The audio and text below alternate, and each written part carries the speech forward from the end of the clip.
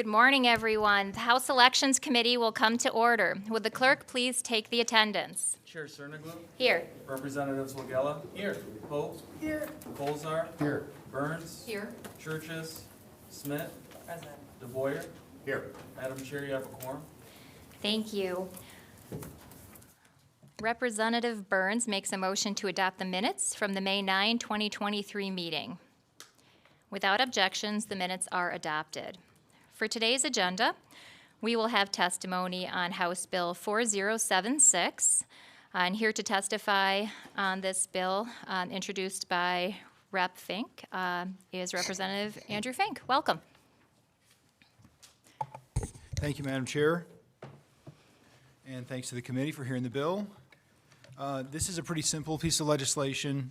In 2020, several lawsuits were filed, I think regarding both judicial candidates and in the case that made it to the Supreme Court, nonpartisan city council candidates, because the candidates had not completed the portion of the affidavit of identity, which I think has since been updated that in a way that could be helpful to those candidates, consistent with the Supreme Court's decision, but they had not completed the portion of the affidavit of identity identifying their partisan affiliation for the reason that they're running for a nonpartisan office. I think most cities, not the largest cities, but most cities in the state have nonpartisan city councils, and of course all of our judges are nonpartisan.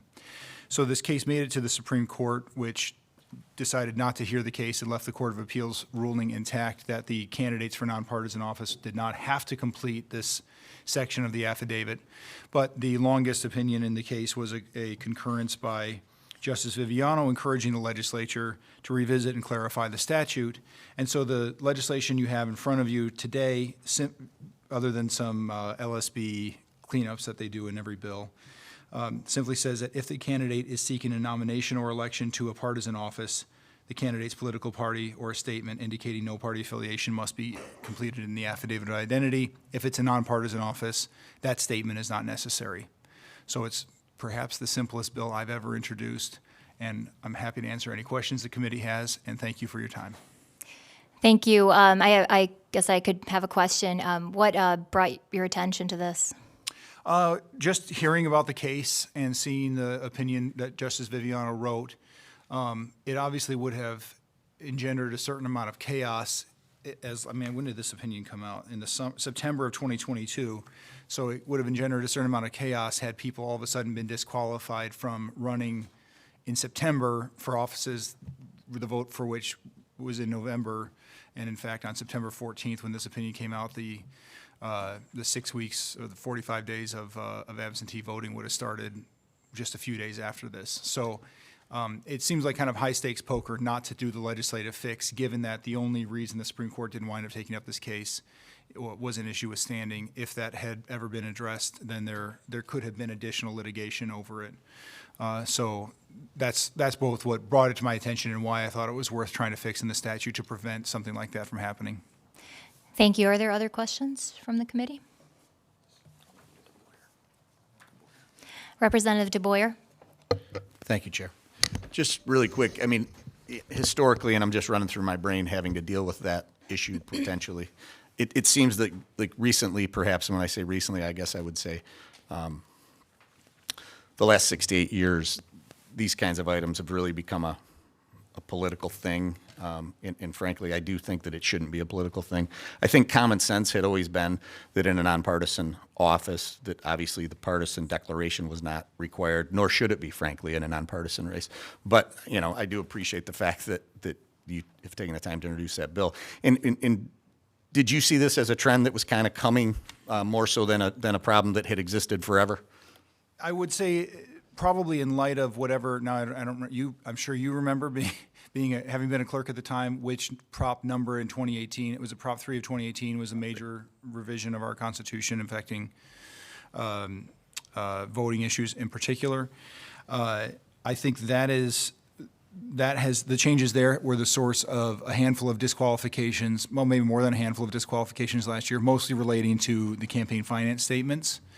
But it seems like maybe this method of kind of challenging qualifications based on the affidavit is sort of in vogue, maybe partially because of those changes. I also think that the text of this section was modified. I actually don't remember exactly what the changes were. The text of this section was modified in 2021. I don't know that the text that I'm attempting to change here regarding the the declaration of partisan affiliation was a part of those changes in 2021. But it's certainly the case that there have been lots of changes in election law in the last handful of years, and I do think that that's generated some of the kind of litigation and other sort of challenges that were other versions of this kind of issue. Yeah. Thank you. Thank you.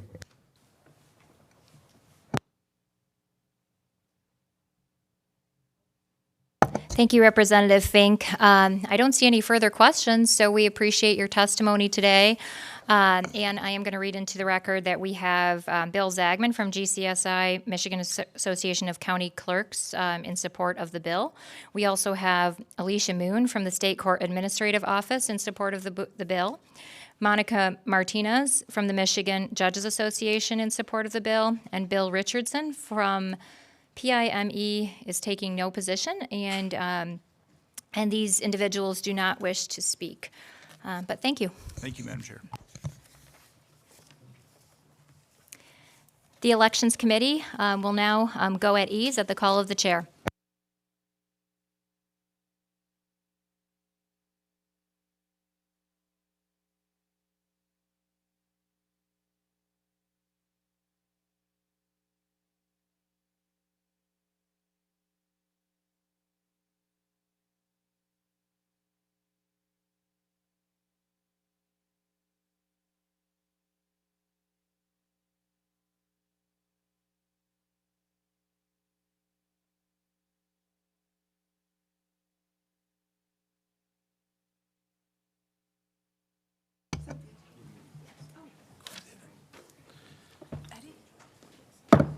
The Elections Committee will come back to order.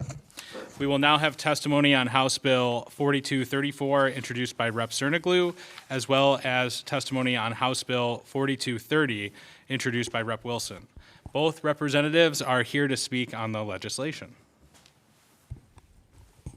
Thank you, Mr. Chairman, and thank you, committee, for taking up this testimony today. I'll talk about House Bill 4230. It's very simple. What it does is remove the prohibition on allowing labor unions that represent public bodies to administer payroll deduction plans for political contributions. Simply put, when the original act was put in place in 2012, it made an unfair distinction between labor unions of private and public sector employees. And so what this does is bring back fairness in regards to political contributions being made automatically through payroll deductions. This does not force anyone to have to do payroll deductions for political contributions. This is a voluntary thing, but what my bill specifically does is just remove the prohibition for that to be administered. And I think Rep. Cerniglu will talk about what her bill does moving forward after the prohibition is removed. So. Thank you, Representative Wilson, and thank you, Chair Wagella, Minority Vice Chair Smith, and distinguished members of the committee for allowing me to testify today. First, I would like to clarify what my bill does and does not do. When this bill was originally introduced, it addressed two very different issues. The substitute that I am introducing today, and that I will be discussing right now, removes all language related to contribution limits. That leaves us primarily with the issue of automatic payroll deductions for labor union PACs. It also removes the cause of action when the Secretary of State has already dismissed a complaint regarding the setup of a payroll deduction plan, so that is still included. Today's union workers are a diverse group of people. Over 2/3 are women or people of color, and over 1/2 have an associate's degree or higher level of education. Union workers hail from a variety of sectors, including education, manufacturing, healthcare, transportation, wholesale and retail, and many more. Union advocacy has raised wages for both union and non-union workers. Unions work to reduce gender and racial pay gaps and increase pay equity. Unions provide workers with better benefits and health care. Thanks to the work of labor unions, we now have a 40-hour work week, 8-hour workdays, and paid time off. Workers can spend quality time with their families or take a family vacation without fear of losing their jobs or income. Unions also significantly contributed to ending child labor in the United States. Beginning in 2012, an anti-worker legislature began to chip away at unions' abilities to bargain and advocate for their members. By taking away automatic payroll deductions, they succeeded in silencing many of these workers' voices for the past 11 years. Allowing workers to affirmatively opt in to pack payroll deductions to the organizations who represent their interests simply levels the playing field when corporations can use the same system of deductions to solicit donations to their corporate PACs from CEOs, managers, and others who stand to benefit from the corporation's political activities. Any costs associated with such deductions are negligible, and if not deemed negligible, can be reimbursed by the unions. HB 4230 and 4234 will once again provide workers the freedom to voluntarily contribute to their union's political action or independent action committees seamlessly through the use of a payroll deduction plan. The H1 version of this bill, of the 4234, the substitute, cleans up confusing language that has impacted private sector employers' ability to negotiate or use a payroll deduction plan for their organized workers. Using a payroll deduction plan is as simple as someone in human resources flipping the switch to allow for it. A payroll deduction plan is more secure than using a third party to act as a middleman and collect credit card payments. This bill will allow employers and labor unions to once again sit down and negotiate the issue of using a payroll deduction and political action committees. Most importantly, it restores a much-needed avenue for workers to exercise their First Amendment rights in our state's politics and democracy. Providing workers a voice in politics and at the workplace may even help with workers' engagement and retention. Workers empowered with the knowledge that their voice is respected and listened to, whether it be at the workplace or in the hallways of elected officials' offices, may be just what we need to help with the employee shortfalls our state is facing in the public sector, schools and first responders in particular, and may slow down the haloing out of our middle class. I know we have a lot of people who would also like to speak on this issue, so I thank you for your time, and I welcome any questions from the committee. First, I just want to say thank you for bringing this forward. I think this is a really important piece of legislation that will level the playing field. Are there any questions? Representative Hope? Thank you. I also would echo those statements of gratitude. I appreciate this as well. I grew up in a union household, and I know what it can do for people. Setting that aside for the moment, I'm looking at some of this analysis, and a previous iteration, or I guess the current iteration, expresses concern about neutrality. Like, if you allow payroll deductions, then it's going to look like whatever State Department is supporting X, Y, Z. Are you concerned about that? I'm not concerned about that because this simply removes the prohibition from allowing labor unions to use these automatic payroll deduction systems, be it private or public sector. As long as we continue to allow these for corporate PACs, this simply makes it equal and fair and levels the playing field so that it can also be allowed for union PACs. Did your bill deals with public sector, so I don't know if you want. No, I agree with those same sentiments, actually. I don't see a real issue there. It really just brings about fairness. And just so it's clear, I agree with you. I was kind of just setting up a, opportunity for you to explain the neutrality piece and why that's not really necessary. Thank you. Representative DeBoyer? Thank you, Chair. Just to be very clear, this specifically addresses political action committees and donations to the political action committees. Yes. Right, which is significantly different than union dues. Yes. Right, so the purpose of a political action committee is to specifically campaign on a cause, contribute to candidates, support propositions, perhaps. And is there ever a case that persuasion or coercion or pressure is applied within, let's say a school district to be a member of participation with contribution to political action committees. Is that something we should be concerned about? I'm not aware of that. It's not something that I'm concerned with. This requires like an opt-in, so you actually have to provide, written agreement that you want to have these political action committee deductions taken out of your payroll. It's mainly for the convenience of the employee to contribute. And Representative Wilson, just how do we, with if I may, 4230, Chair, how do we address this bill with regard to the position that was given by the Supreme Court relevant to the language that we're trying to pull out of current statute that was in line with the opinion that came down after the Secretary of State's opinion was made that it shouldn't occur, and the Supreme Court kind of had the same opinion, and then legislation was introduced to codify that language. How do we put this up against that, relative to the So like I had mentioned about fairness, and so our private sector currently, actually I'll give you an example, personal, as I was UAW 10 years prior, voluntarily being able to contribute to my union's political PAC without coercion or anything. However, public sector we're not able to do that. And so this really just puts it in line, public bodies as well as our private sector, allowing that. So just a quick follow-up on that. So this isn't going to change what that statutory provision that came down through the Supreme Court and through the Secretary of State's opinion.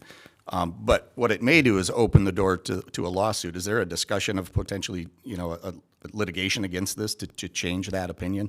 I haven't heard any potential lawsuits or litigation that would be pending or that would be sparked by this. Really, all I've heard is that this really puts things kind of in line. Yeah. All right. Thank you, Representative. Thank you, Chair. So I had a question. Rep. Wilson, you were a former factory worker, or you were a UAW member, is that correct? That's correct. So right now, under the current system, corporations such as GM or Ford can have PACs that their employees can pay into via payroll deduction. Is that correct? That's correct. So in terms of thinking about how someone could be pressured into something, is it, as a former employee, do you think it's fair to say that someone would feel more pressure probably to contribute to a corporate PAC for their employer rather than a union that's representing them? Yes, I would say that I would concur with that because, you don't want to try to push back on your employer much if they, are trying to coerce you into something because you think that your employment may be, on the line. And so this really puts it in line with allowing our labor unions to have the ability to also have the same fairness that the corporations do as well. So, Thank you. Are there any other questions on the bills? Okay, well then the Elections Committee will go at ease. Thank you so much for your testimony. Thank you. thank you.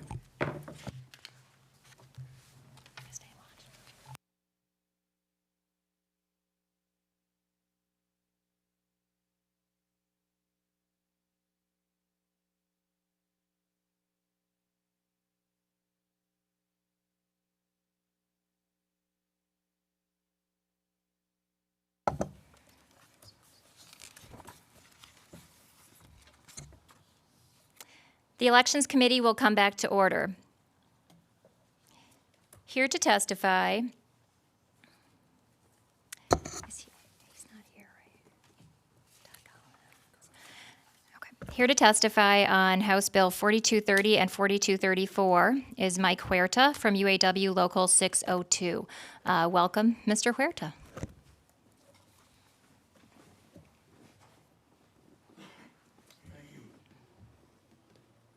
My name is Mike Huerta. I'm president of UAW Local 602.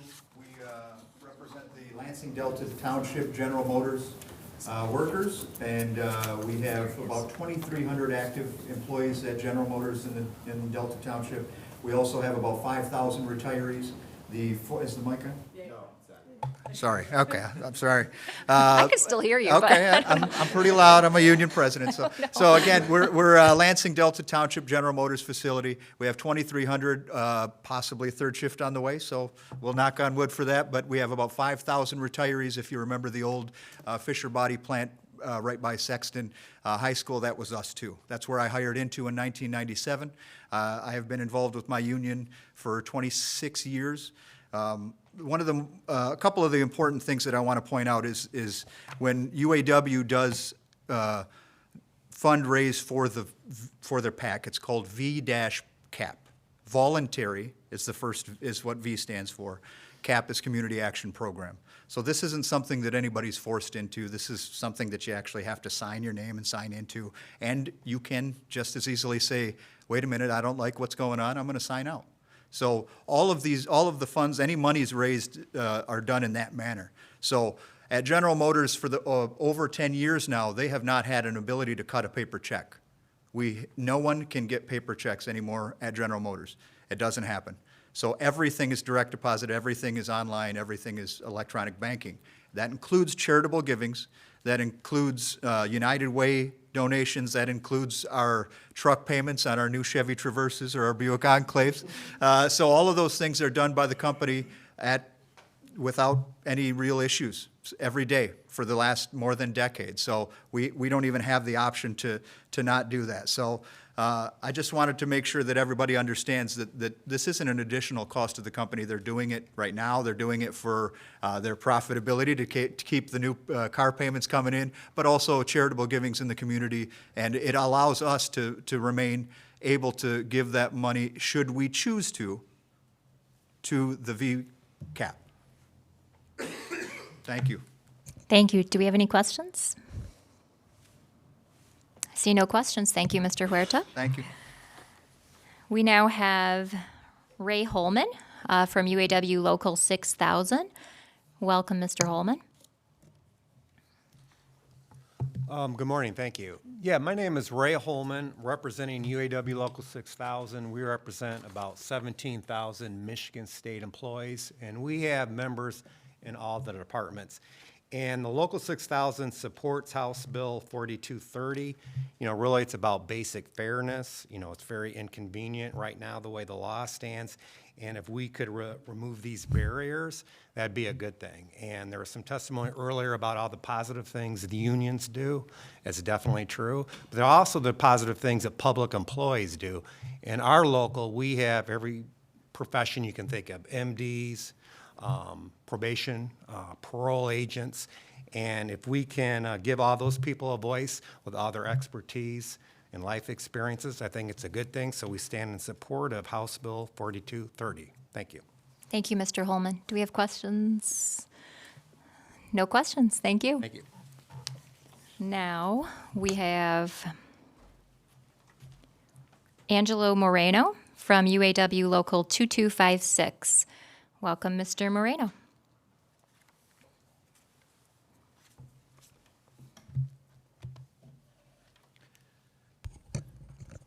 Good morning, Madam Chair and members of the committee. I come to you today in support of House Bills 4234 and 4230. The intention of these bills is to make it easier for working class people to contribute to candidates and causes that support working class agendas. I think it's safe to say that everyone in this room believes in democracy. This bill expands our democracy by allowing working class organizations the ability to direct resources to their preferred political causes and candidates. This bill does not obligate anyone, as many have already said, to do anything that they don't want to do. It simply gives people the freedom to contribute to the democratic process to the extent that they would like to. Working people possess the intelligence and the savviness to deliberate and decide on political matters, shoulder to shoulder with their coworkers. The freedom and confidence with which workers make these decisions will not change with this bill. In fact, it will provide even more opportunities for all of us to get involved and make our voices heard. I don't believe it puts any undue stress on employers. Further, public sector workers already are able to give payroll deductions for numerous PACs, as has already been discussed by various people this morning. And those are my comments. Thank you. Thank you. don't see any questions, so thank you for your testimony. And we will now welcome Muhammad Kwawi, the UAW president of Local 4911 at Sparrow Hospital. Welcome. Good morning, Madam Chair, body. Just sitting here in support. A lot has already been said about us supporting the contributions that we have and the ability to voluntarily give those funds. And one thing I would like to point out is not all of the funds we support, Democrats, Independents, and Republicans. Our main support on those voluntary benefits is for people who support labor. So this has been a burden, not, I would say, across the state, because we still do have quite a few of our members that voluntary contributions, but having the ease of having it voluntarily, directly taken out of their check, just like everything else that they have done, it's just the easiest way to do it. So. Thank you. I don't see any questions, so we appreciate your testimony. All right, thank you. We now have Earl Cox and Melvin Turnbow from the Amalgamated Transit Union.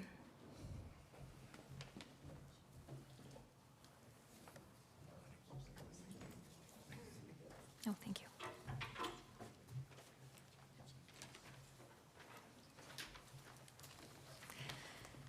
Welcome, Mr. Cox and Mr. Turnbow. Oh, thank you, Madam Chairman. Thank you and good morning. Morning. Madam Chair and the committee. My name is Earl Cox, and I'm the president of the Amalgamated Transit Union Michigan Legislative Conference. I'm also the president of ATU Local 1093 in Kalamazoo, and I'm joined by Melvin Turnbow, the president of ATU Local 836 in Grand Rapids. We represent thousands of public transit employees, including bus drivers, maintenance mechanics, and administrative staff in many of the state's larger public transit agencies, and also a number of dial-a-ride operators. Thank you for the opportunity to speak this morning. We are here in support of House Bill 4230 and 4234, which will remove prohibitions against the use of payroll deductions for purposes of collecting political action contributions. The ability to participate in campaign activities is a vital part of our democracy, and our members who choose to contribute to the union's political action efforts should be able to do so in the least burdensome way. These bills will reverse the barriers placed on union workers and only union workers, and restore the fairness to the system. When these prohibitions were put in place several years ago, the proponents of the changes failed to apply them evenly. Only workers were denied the ability to use payroll deductions for political actions purposes. Employers, including some of Michigan's largest corporations that contribute millions to political parties and candidates, are still allowed to utilize payroll deductions to raise funds from their employees. Passing House Bills 4230 and 4234 would ensure that the system is fair for employers and employees. Moreover, passage of these bills does not mean that the employers will be forced to participate in payroll deductions for political contributions. Just like workers who must voluntarily choose to have a portion of their pay deducted for political actions, employers must voluntarily agree to use the payroll deduction system to do so. We expect most employers would agree to these requests because the cost to them is virtually non-existent. Even should there be a small amount of expense to the employer, we expect that the union would be willing to reimburse those costs. Long gone are the days when a payroll clerk would have to cut checks by hand, as we heard earlier, and adjust each one according to any deductions that would be made. Computerized payroll systems make the use of payroll deductions for any number of purposes, including health care premiums, charitable contributions, and PAC deductions seamless and automatic. We have many members who want to participate in political action on behalf of the union.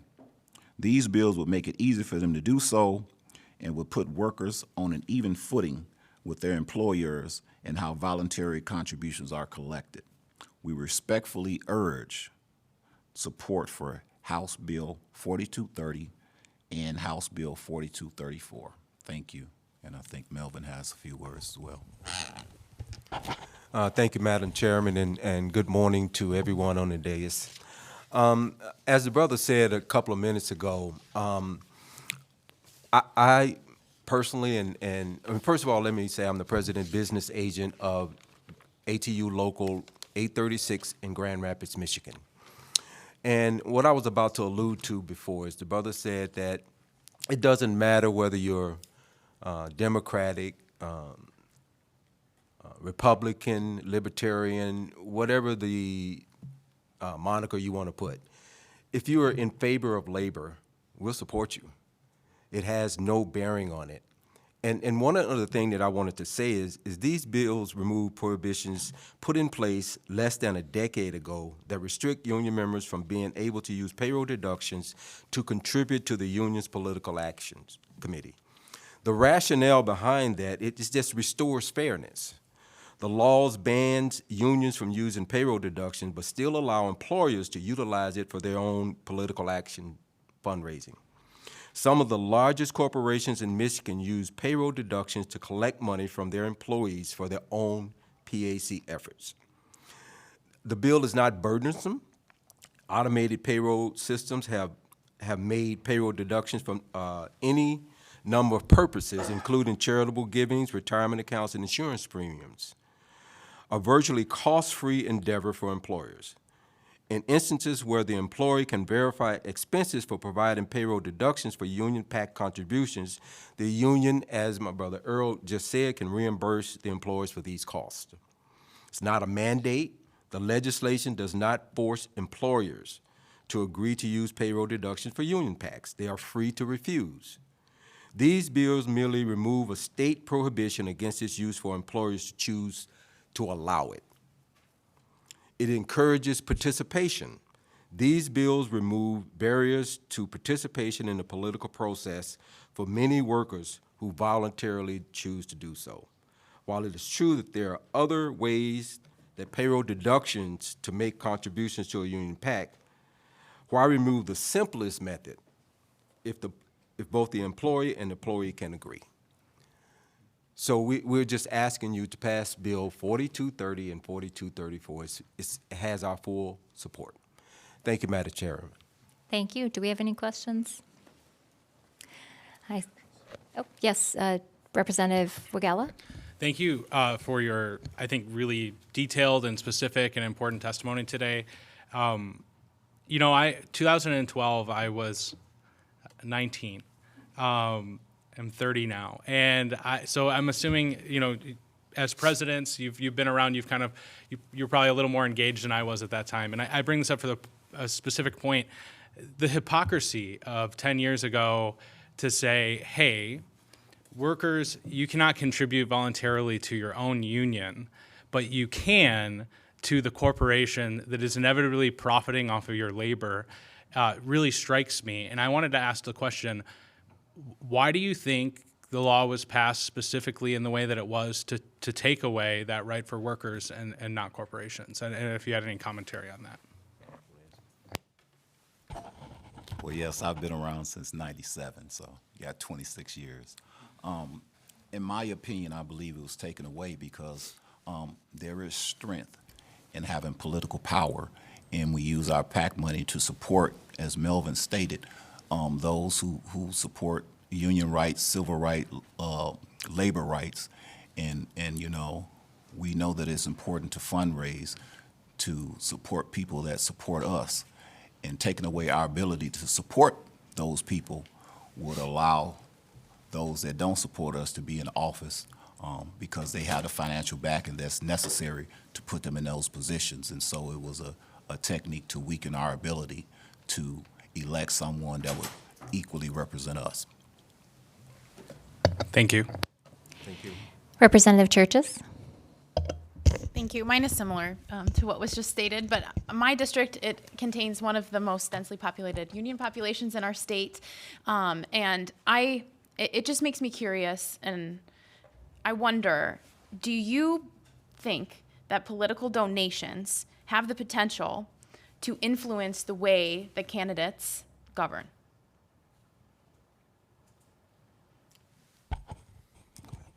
No, I do not. Okay.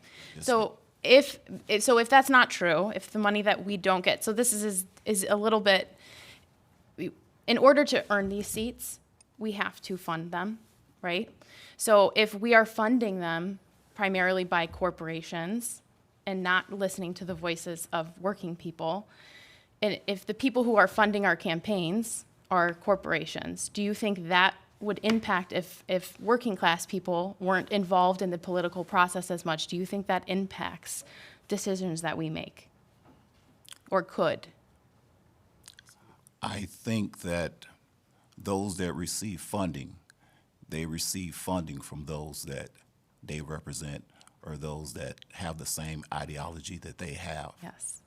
And so if we don't have the ability to contribute to those that have the same ideology and stances that we have, then they lose our support and they lose the likelihood to be able to be elected to office.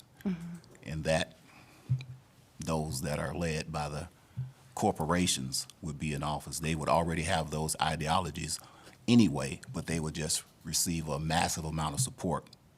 So do you think previous legislation that inhibited you as a group from donating suppressed your voice and your ability to participate in a certain way?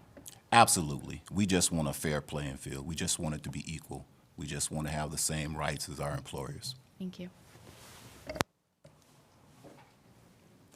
Seeing no further questions, thank you for your testimony. Thank you all. Madam Chair.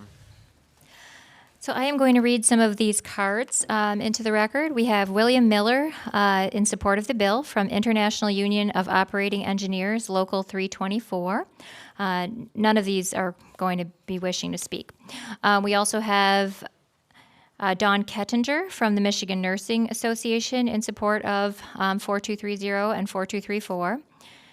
We have Stephen Rivazeppa from AFSCME, AFS-CME Council 25 in support of 4230 and 4234.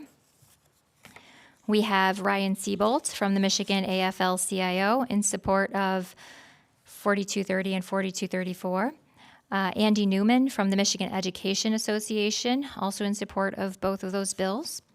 We have Beth Bird from SEIU Michigan, also in support of both bills. We have Eli Isagiri from the Michigan Regional Council of Carpenters and Millwrights in support of both of the bills. And we have Dave Hodgkins from MML in opposition to 4230.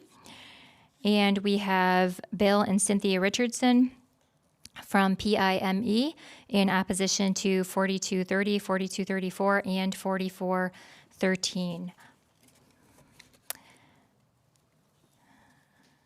We now have Representative Hope makes a motion to adopt substitute H1 to HB 4234. Mr. Clerk, please take the vote. On the motion to adopt the substitute, Chair Cerniglu? Yes. Representatives Wagella? Yes. Pope? Yes. Colzar? Yes. Burns? Yes. Churches? Yes. Smith? No. DeBoyer? No. Madam Chair, you have 6 yeas, 2 nays, 0 pass. The substitute is adopted. Thank you. Representative Burns makes a motion to report HB 4234 with recommendation. Mr. Clerk, please call the vote. On the motion to report, Chair Cerniglu? Yes. Representatives Wagella? Yes. Pope? Yes. Colzar? Yes. Burns? Yes. Churches? Yes. Smith? No. DeBoyer? No. Madam Chair, you have 6 yeas, 2 nays, 0 pass. HB 4234 is reported recommendation, substitute H1. Thank you. Representative Churches makes a motion to report 4230 with recommendation. Mr. Clerk, please call the vote. On the motion to report, Chair Cerniglu? Yes. Representatives Wagella? Yes. Pope? Yes. Colzar? Yes. Burns? Yes. Churches? Yes. Smith? No. DeBoyer? No. Madam Chair, you have 6 yeas, 2 nays, 0 pass. HB 4230 is reported recommendation. Representative Colazar makes a motion to report HB 4413 with recommendation. Mr. Clerk, please call the vote. On the motion to report, Chair Cerniglia? Yes. Representatives Wagella? Yes. Hope? Yes. Colzar? Yes. Burns? Yes. Churches? Yes. Smith? No. DeBoyer? No. Madam Chair, you have 6 yeas, 2 nays, 0 pass. HB 4413 is reported recommendation. Thank you. There being no further business before the committee will stand adjourned.